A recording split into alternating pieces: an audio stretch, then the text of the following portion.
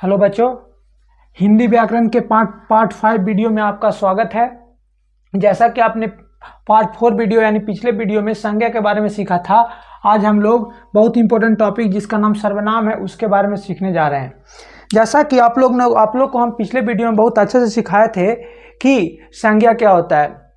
इस वीडियो यानी कि इस लेक्चर में हम लोग सीखेंगे कि सर्वनाम क्या होता है।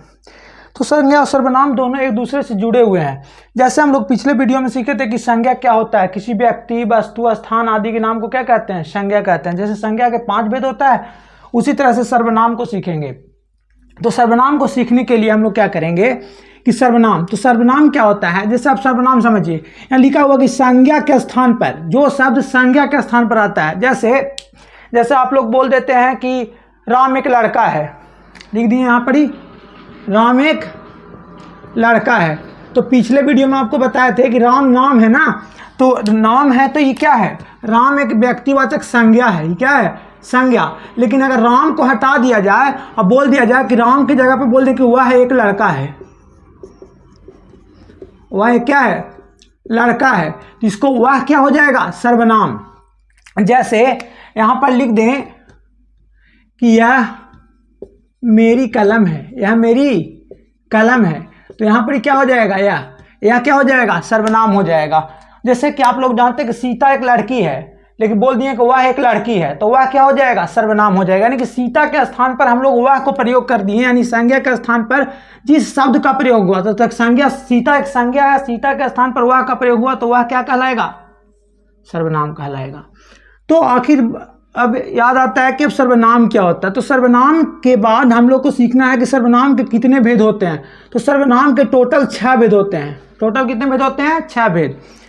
पहला है पुरुषवाचक सर्वनाम, दूसरा है निश्चयवाचक सर्वनाम, जिसको संकेतवाचक सर्वनाम भी कहा जाता है। उसके बाद है निश्चयवाचक सर्वनाम, प्रश्नवाचक सर्वनाम, संबंधवाचक सर्वनाम और निजवाचक सर्वनाम। यानी कि सर्वनाम के टोटल 6 भेद। तो हम एक एक करके 6 भेद को अच्छा से समझा देते हैं। जैसे कि पहला है पुरुषवाचक सर्वनाम। पुरुषवाचक सर्वनाम क्या होता है, वह सर्वनाम जो किसी व्यक्ति या वस्तु, व्यक्ति के लिए प्रयोग होता है, जो किसके लिए प्रयोग होता है, व्यक्ति के लिए। जैसे हम लोग बोल दिए मैं, तुम, वह। जैसे बोले कि राम एक लड़का है ना, लेकिन बोले वह एक लड़का है ना, तो राम को हटाकर वह का प्रयोग किया, तो राम था संज्ञा, लेकिन वह लगा दिए तो क्या हो गया, सर्वनाम। वह कौन सा, पुरुषवाचक सर्वनाम।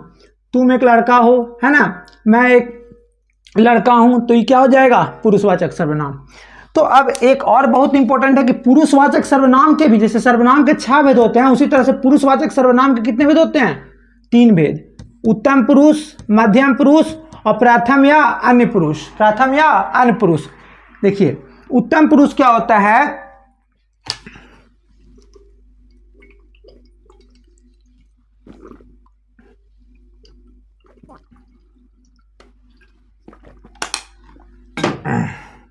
उत्तम पुरुष क्या होता है, देखिए हमने बोला, जैसे कभी कभी हम लोग बोलते हैं ना कि जाना ही रे वह बहुत तेज है, वह बहुत कोची है, तेज है, मैंने जानते हो वह बहुत तेज है। तो हम लोग, जैसे हम आपके साथ बोले कि जानते हो वह बहुत तेज है, तो हम बोले, तो हम जो बोलता है, जैसे हम बोले किसी के बारे में, तो हम बोले हैं, तो हम क्या कहलाएंगे, उत्तम पुरुष को, वह बहुत तेज है। और तो आप अगर मान लो हम किसी से बोलते हैं, जैसे मेरे बगल में कोई आदमी है, बोले कि ना नहीं वो बहुत तेज है, तो अगर हम बोल दिए हैं तो यानी बोलने वाले को क्या कहा जाता है, उत्तम पुरुष। जो आदमी किसी के बारे में बोलता है उसको क्या कहते हैं, उत्तम पुरुष। यानी कि मैं, हम, जैसे हम बोले हम, है ना, तो वह उत्तम पुरुष कहलाएगा। एक होता है मध्यम पुरुष, मतलब हम जिससे कहें, जैसे हम आपसे कहें कि जानते हो बहुत तेज है, तो जिससे कहें, तो जिससे कहें मतलब जिससे कुछ कहा जाता है उसको बोलते हैं मध्यम पुरुष। जैसे तू, तुम, आप, तू, तुम और आप, इसके जगह पर आपके भी हो सकता है, तुमको भी हो सकता है ना, तुम्हारा भी हो सकता है। प्रथम पुरुष क्या कहलाता है, यानी पुरुष जिसके विषय में कुछ कहा जाए, जिसके विषय में कुछ कहा जाए। यानी कि अगर हम बोल दिए वह, है ना, बोले थे ना कि जानते हो वह बहुत तेज है ना, वह, तो वह क्या कहलाएगा, प्रथम पुरुष या अन्य पुरुष। इसी तरह से निश्चयवाचक सर्वनाम किसी व्यक्ति या वस्तु की ओर संकेत करता है। जैसे हम बोल रहे हैं, जैसे देखिए यहाँ पर अगर रखा हुई मार्कर है तो हम बोल रहे हैं कि यह एक मार्कर है, यह एक क्या है, मार्कर। तो मार्कर की ओर क्या कर रहे हैं, संकेत कर रहे हैं, तो क्या हो जाएगा, निश्चयवाचक। निश्चित वस्तु की ओर हम क्या कर रहे हैं, संकेत कर रहे हैं कि यह एक मार्कर है, या एक बोर्ड है ना, या एक काटी है, ऐसे करके, तो यह क्या कहलाएगा, निश्चयवाचक। यानी किसी को हम संकेतवाचक भी कहते हैं। इसका एग्जाम्पल है यह हुआ। तो यहाँ पर एक प्रश्न आता है कि भैया आप अभी थोड़ा देर पहले बताए हैं कि यह प्रथम पुरुष में भी वह है, यह है, और इसमें भी यह है और वह है, तो दोनों में अंतर क्या है। तो देखिएगा, पुरुषवाचक में जो प्रथम पुरुष या अन्य पुरुष होता है उसमें जो वह रहेगा वो किसके स्थान पर रहेगा, संज्ञा के स्थान पर। किसके स्थान पर, संज्ञा के स्थान पर। लेकिन इसमें संज्ञा का जिक्र नहीं है। यह मेरी घड़ी है, और यहां लिख दिए, मान लीजिए कि हम लिख दिए राम एक लड़का है। राम एक क्या है, लड़का है। अगर राम को हटाकर राम की जगह पर हम लिख दिए वह एक लड़का है, तो पहले से नाम, हाँ, राम जो था एक संज्ञा था, संज्ञा को हटाकर क्या लिख दिए, वह एक लड़का है, तो यहाँ हो जाएगा वह क्या हो जाएगा, प्रथम पुरुष। लेकिन यहाँ बोले कि यह मेरी घड़ी है, वह सरकारी स्कूल है, यानी संकेत से बता रहे हैं। अगर संकेत से बताएंगे तो उसको बोलेंगे निश्चयवाचक। लेकिन अगर संज्ञा के स्थान पर आएगा, तो प्रथम पुरुष आएगा, यानी कि जिसके विषय में कुछ कहा जाए। अगर डाउट लगा होगा तो कमेंट सेक्शन में बताइएगा, फिर से बता देंगे। डाउट तो हम नहीं लगा होगा, यानी संज्ञा के बदले में जो आता है उसको हम लोग कहते हैं प्रथम पुरुष। उसके बाद निश्चयवाचक है। निश्चयवाचक होता है जिसे कुछ निश्चित का बोध नहीं होता, कोई कुछ, जैसे अभी दरवाजा पर कोई खटखटाता है और दरवाजा बंद रहता है तो बोलते हैं कि कोई आदमी लगता है दरवाजा पर खड़ा है, यानी कि उसके बारे में हम लोग ना जानते हैं ना।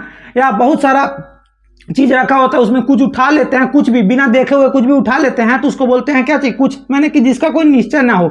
निश्चय हो तो उसको निश्चय, और अगर निश्चय ना हो तो उसको बोलेंगे अनिश्चय। प्रश्नवाचक तो जानवे करते हैं, प्रश्न पूछने का बोध होता है, कौन क्या। जैसे हम आपसे एक प्रश्न पूछे तो वह क्या हो जाएगा, वह कौन है, तो वह कौन क्या कहलाएगा, कौन कहलाएगा, प्रश्नवाचक। क्या कहलाएगा, प्रश्नवाचक। उसी तरह से संबंधवाचक है। संबंधवाचक मतलब जिससे हमको दूसरे सर्वनाम के साथ क्या हो, संबंध स्थापित हो। जैसे जो, सो, जैसा, वैसा। जैसे जिसकी लाठी उसकी भैंस, जिसकी लाठी उसकी भैंस, जैसा करेगा वैसा भरेगा, है ना। वह कलम है जो मेरा है, तो यहाँ पर जो, यह गाय है जो मेरी है ना, वह गाय है जो मेरी है, तो जो, सो, जैसा, वैसा, जिसकी, ये सब क्या कहलाएगा, संबंधवाचक, है ना। उसके बाद है निजवाचक। निज मतलब अपना होता है। निज मतलब क्या होता है, अपना, यानी कि अपनेपन का बोध होता है। जैसे स्वयं, अपने आप, खुद, है ना, मैं स्वयं यह काम कर लूंगा, है ना, तो स्वयं। आशा करते हैं कि आपको यह वीडियो पसंद आया होगा। अगर पसंद आया होगा तो लाइक करिए, सब्सक्राइब करिए। आज के लिए इतना ही, थैंक यू।